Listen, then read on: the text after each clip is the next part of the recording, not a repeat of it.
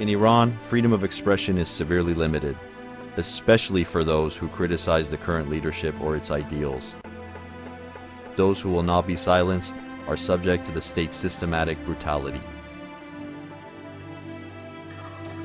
These are the names of the students who have suffered at the hands of the regime.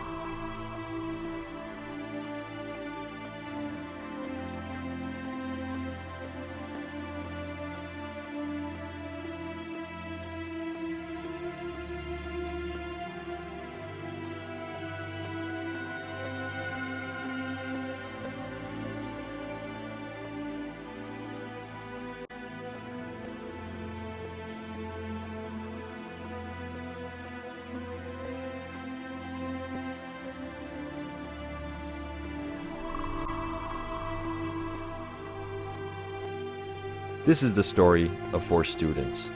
Their studies or careers were interrupted. They were separated from their families. 2 lost their lives, all as a result of holding political or religious beliefs that challenged Iran's leadership.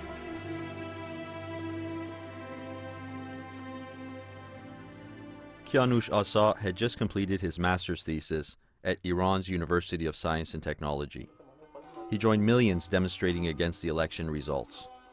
Mahmoud Ahmadinejad had claimed victory, despite widespread accusations of fraud.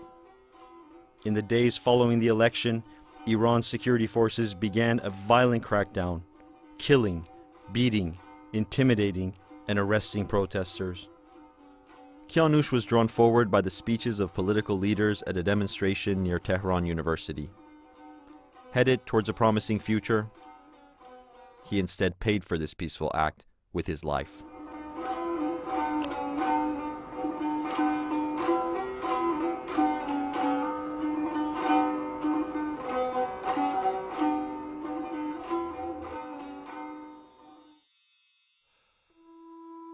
An estimated 3.5 million students are enrolled in Iran's universities.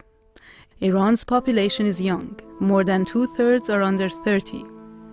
The nation's best and brightest, a vocal group full of new ideas, the students' population is the most frequent target of government repression. Thousands have been detained, imprisoned, and interrogated for expressing their views.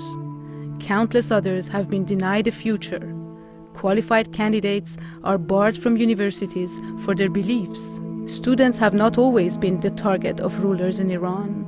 In the past, students have played a historic role in social and political movements.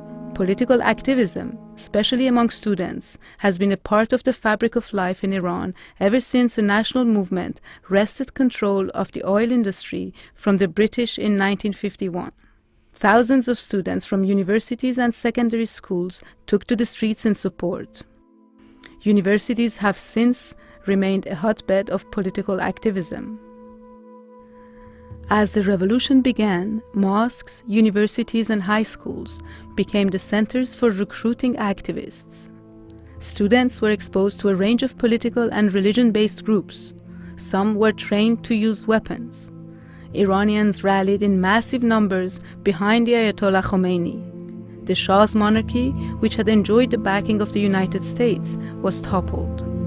At this moment, there was great hope for the possibility of change in Iran. But there was hypocrisy in the promises of Khomeini's Islamic vision.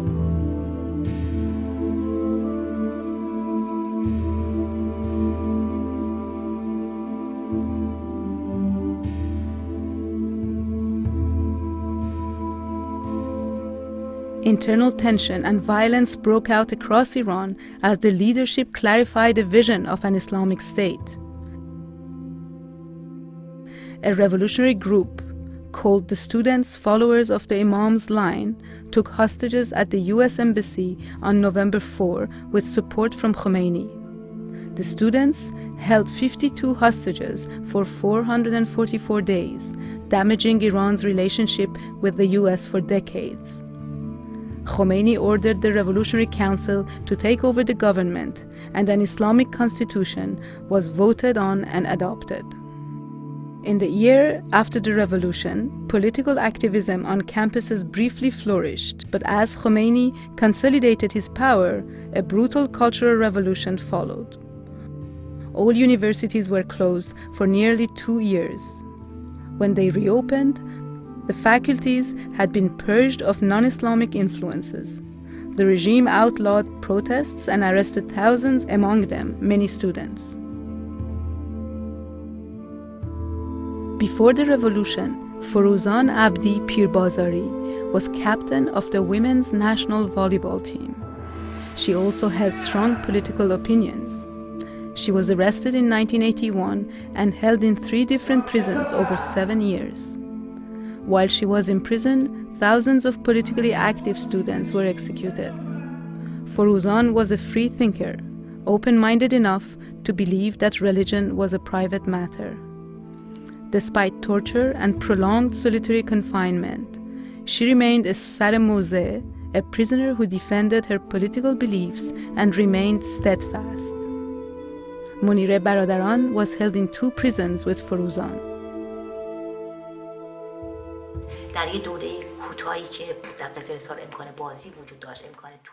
During the short period when we had a ball and were allowed to play in Ghazal Hasar, we enthusiastically lined up around the court in the afternoons to watch Foruzan play.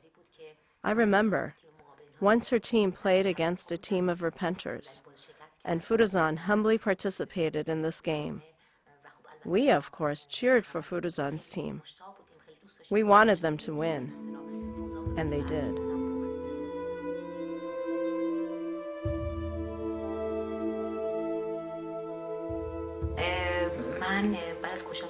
After the 1988 massacre, I was taken to solitary confinement, the same cell to which other women were sent in previous years. On the wall of this cell, I saw a writing that said, "O God, help me to be a Sham-e Foruzan, a radiant candle of Abdi, the servant of your path." When I discovered this poem, I was saddened greatly. I knew immediately that Foruzan Abdi had written it. Foruzan had a wordplay in that sentence alluding to herself. She depicted her own principles in this sentence. I suspect, before being executed, Foruzan was probably kept in this cell.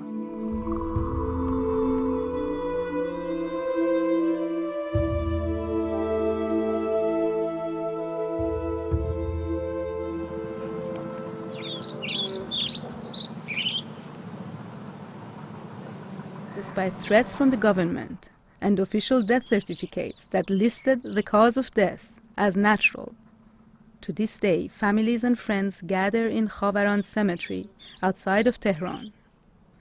They pay respects to thousands buried in mass graves, many of them students, including Foruzan.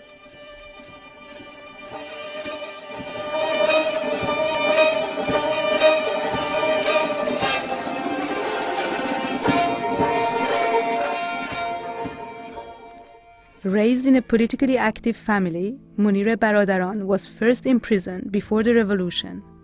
She was arrested again in 1981. Her brother was also arrested and was executed soon after.